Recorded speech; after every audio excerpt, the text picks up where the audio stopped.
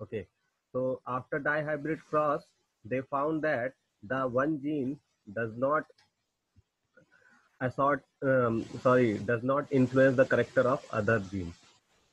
That means कि both the gene independently assorted.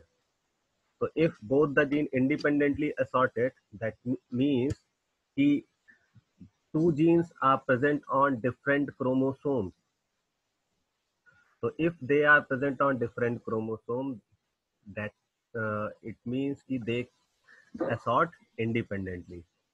But after some time, जब कई सारे साइंटिस्ट ने एक्सपेरिमेंट किया तो उनको कुछ डिफरेंट रिजल्ट मिले, तो उसके बेसिस पे उन्होंने बताया कि नहीं, होता क्या है कि one gene can influence the character of other gene also, या टू और more than two gene decide the one character.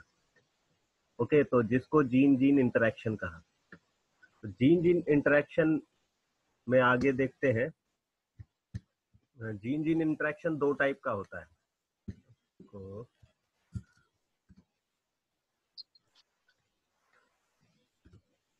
एक तो इंट्राजेनिक इंटरेक्शन और दूसरा इंटरजेनिक इंटरेक्शन, या इंट्राजेनिक को आप इंटर एलिलिक कह सकते हैं और इंटरजेनिक को नॉन एलिलिक कहते हैं.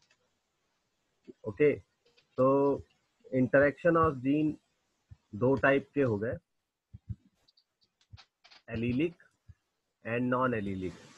तो एलिलिक जिसको मेंडल ने बताया था, यानी कि जीन है, लाइक ए कोई जीन है, तो उसके दो वर्जन या दो एलील हो सकते हैं. It may be in dominant stage और may be in recessive stage. तो डोमिनेंट स्टेट में डोमिनेंट अपने करेक्टर को शो करेगा, रिसेसिव अपने करेक्टर को शो तभी करेगा जब ये होमोजाइगस कंडीशन में होगा. तो इस टाइप के इंटरेक्शन को उन्होंने एलिलिक इंटरेक्शन बताया. इसमें और भी कई सारे एग्जांपल है, लाइक को डोमिनेंस, सेमी डोमिनेंस यानी intermediate dominance, lethal allele, multiple allele. तो ये सारे इंटरेक्शन एलिलिक इंटरेक्शन है जो कि एलील्स के बीच में होते हैं. But in non allylic the chromosome have gene, and the one gene can influence the other gene. एक जीन दूसरे जीन के करेक्टर को इन्फ्लुएंस कर सकता है. तो इस टाइप के इंटरेक्शन को जीन जीन इंटरेक्शन या फिर नॉन एलिलिक इंटरेक्शन या इंटर एलिलिक इंटरेक्शन कहा. अब इंटर एलिलिक इंटरेक्शन को जनरली एपिस्टैटिक इंटरेक्शन कहते हैं, या ये एपिस्टैटिक या हाइपोस्टैटिक जीन के कारण हो सकता है. एपिस्टैटिक जीन वो जीन होते हैं जो कि दूसरे जीन के करेक्टर को मास्क करते हैं. या डेफिनेशन के अकॉर्डिंग, व्हेन ए जीन और locus which suppress or mask the phenotypic expression of another gene at another locus, such gene is known as epistatic gene. तो वो gene that mask the effect of other gene are known as epistatic gene, and the other gene which suppressed by epistatic gene are called hypostatic gene. तो ये दो gene है जो कि different तरीके से इंटरैक्ट होके डिफरेंट फिनोमिना प्रोड्यूस करते हैं. लाइक एपिस्टैटिक जीन वो करेक्टर को मास्क करता, और हाइपोस्टैटिक जीन अपने करेक्टर को सप्रेस मतलब सप्रेस हो जाता है in presence of epistatic gene. तो next is how epistatic occur. Epistasis होती कैसे है? तो epistasis generally because of two different protein participate in common function. For example, two or more protein may be part of enzymatic pathway leading to formation of single product. For example, कि Punnett और Bateson, और Punnett ने experiment किया था complementary gene interaction. उन्होंने दो plant लिए flower colour के, एक व्हाइट और एक पर्पल, और उनको क्रॉस कराया। तो क्रॉस कराने पर मतलब स्टार्टिंग में उन्होंने दो व्हाइट लिए, और दोनों व्हाइट को जब क्रॉस कराया तो उनको पर्पल कलर के फ्लावर मिले। ऐसा क्यों हुआ होगा? तो उसके पीछे रीजन था। रीजन ये था कि this purple pigment is due to the two gene, gene C and gene P. This is gene P and this is gene C. And gene C transcribe and translate to form enzyme C, while gene P produce enzyme P. So gene C is required for colorless precursor to convert colorless intermediate, while gene P required to convert colorless intermediate to purple pigment. तो ये दोनों gene की importance ये है क्योंकि ये जो colourless precursor है इंटरमीडिएट कंडीशन में तब बनेगा जब जीन सी होगा, और ये कलरलेस इंटरमीडिएट पर्पल पिगमेंट में तब प्रोड्यूस होगा जब एंजाइम यानी जीन पी होगा। तो if gene C is absent, purple pigment cannot synthesize. If gene P absent, so it will also not synthesize. तो दोनों कंडीशन में ये सिंथेसाइज नहीं होगा। मतलब क्या है? मतलब ये है कि जब C और P are present in dominant stage, then it will produce purple color. But if they are produced in recessive condition, for example first time जब स्वीट पी प्लांट इन्होंने लिया था कलर के लिए, तो फर्स्ट टाइम इन्होंने capital C और small P इसको क्रॉस कराया था small C and capital P से। तो हुआ क्या कि इस कंडीशन में भी ये व्हाइट रहेगा और इस कंडीशन में भी व्हाइट रहेगा, because C is alone cannot produce purple color, while P is alone cannot produce purple pigment. So it required C as well as P to produce purple color. So this type of interaction is known as gene-gene interaction, in which one gene interact with other genes to produce a functional protein या functional product. तो next समझते हैं कि epistatic कितने type की होती है। तो कुछ ये कई सारे एपिस्टैटिक के ये तो वही सेम एग्जांपल दिया हुआ है। अब टाइप ऑफ एपिस्टैटिस समझते हैं। तो there is 6 type of epistasis. Recessive, अच्छा एपिस्टैसिस डिपेंड करती है कि it is due to the recessive gene और it may be due to the dominant gene. तो किस जीन के कारण ये एपिस्टैसिस हो रही है उसके अकॉर्डिंग 6 टाइप की एपिस्टैसिस हो सकती है। तो for example recessive epistasis, dominant epistasis, dominant inhibitory epistasis, duplicate recessive epistasis, duplicate dominant epistasis and polymeric epistasis. और ऑल केस में आप थोड़ा सा अगर ध्यान दीजिएगा तो आपको कुछ डिफरेंस दिखेगा एपिस्टैसिस और इंडिपेंडेंट असॉर्टमेंट, या आप कह सकते हो कि देखिए जितने भी एपिस्टैसिस हैं it is due to dihybrid cross, because it is interact, जो इंटरेक्शन है it is between two gene, और two gene interaction is known as die hybrid.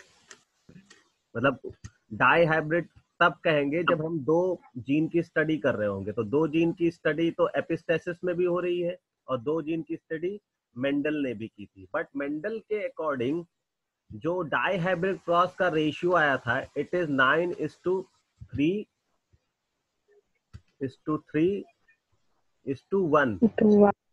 Okay, तो ये 4 फिनोटाइप मिल रहे थे उनको हर बार।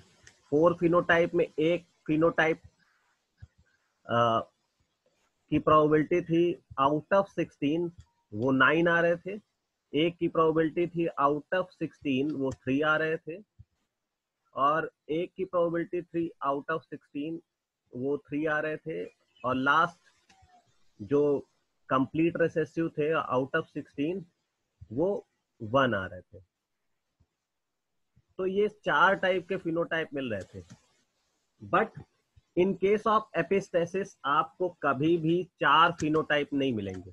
You can not found 4 phenotype, you found only या less than 4 phenotype. यानी इट मे बी 3 फिनोटाइप और मे बी 2 फिनोटाइप। यानी कि रेशियो जो है वो 9:3:4 हो सकता है, 12:3:1 हो सकता है, 13:3 हो सकता है, 9:7 हो सकता है, 15:1 हो सकता है, 9:6:1। यानी कि लेस देन 4 फिनोटाइप आपको मिलेंगे। यहाँ पर 3 फिनोटाइप मिले, यहाँ पर 2 फिनोटाइप मिले। तो हमेशा आपको एपिस्टेसिस में अगर आपको आइडेंटिफाई करना है क्वेश्चन से ही कि इस क्वेश्चन में जो रेशियो दे रखा है वो मेंडल लॉ को फॉलो कर रहा है कि नहीं कर रहा है, तो आप उसके रेशियो से ही आइडेंटिफाई कर सकते हैं कि ये एपिस्टेसिस है कि ये मेंडल्स डाई हाइब्रिड क्रॉस है। तो you can identify by seeing the ratio या फिनोटाइप। ओके, नाउ नेक्स्ट हम आगे क्लियर, हम कॉन्सेप्ट एक एक चीज समझते जाएंगे कि कैसे हम डिफरेंशिएट करते हैं। नेक्स्ट इज, अब देखिए फर्स्ट इज रेसेसिव एपिस्टेसिस। तो recessive epistasis is due to the recessive gene. That means कि one of the recessive gene inhibit the other dominant or recessive character of the gene। तो एक कोई recessive gene होगा जो कि दूसरे dominant और रेसेसिव के करेक्टर को मास्क करेगा। तो इस टाइप के इंटरेक्शन को रेसेसिव इंटरेक्शन कहते हैं। फॉर एग्जांपल अगर हम समझे कि हम दो जीन है, कैपिटल ए और capital B, this is a gene, और gene A, capital A produce their character. For example मान लीजिए कि this capital A produce black colour, okay, and small A it produce brown colour. Okay, this capital B when present alone produce yellow color,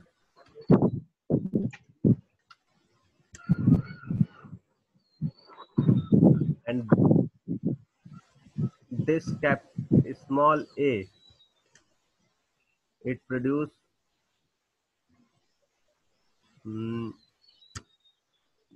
मान लीजिए कि ये produce करता है white colour. Okay, now when they are in this stage, capital A और capital B,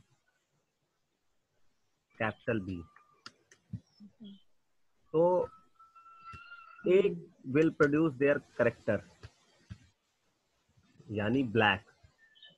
if they are present in this condition, capital A sorry small A capital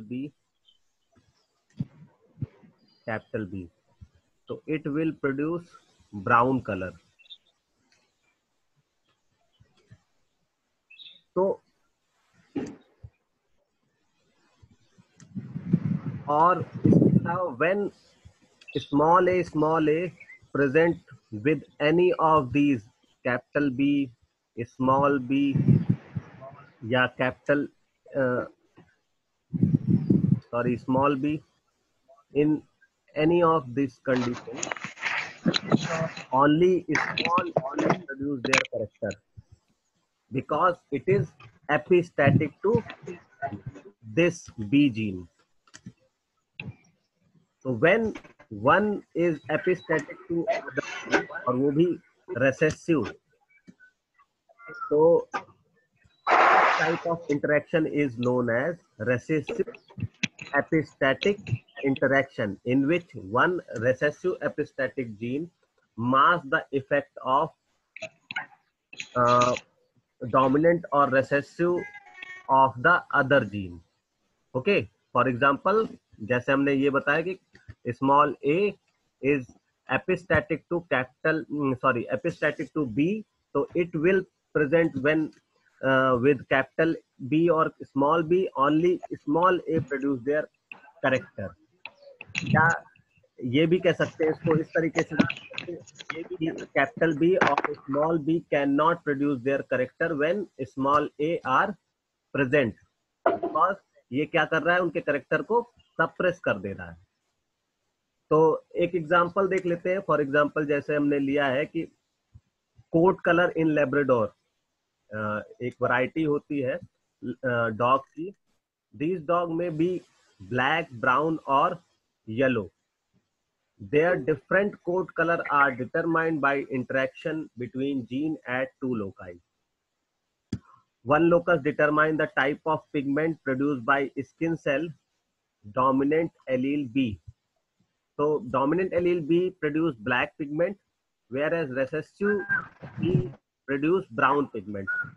Okay, तो दो gene है जो कि डिफरेंट कलर प्रोड्यूस कर रहे हैं. जो डोमिनेंट जीन कैपिटल बी है, इट प्रोड्यूस ब्लैक कलर. जो स्मॉल बी है, it produce brown pigment. Okay, now next slide. Allele at a second locus affect the deposition of pigment in the shaft of the hair. Dominant allele,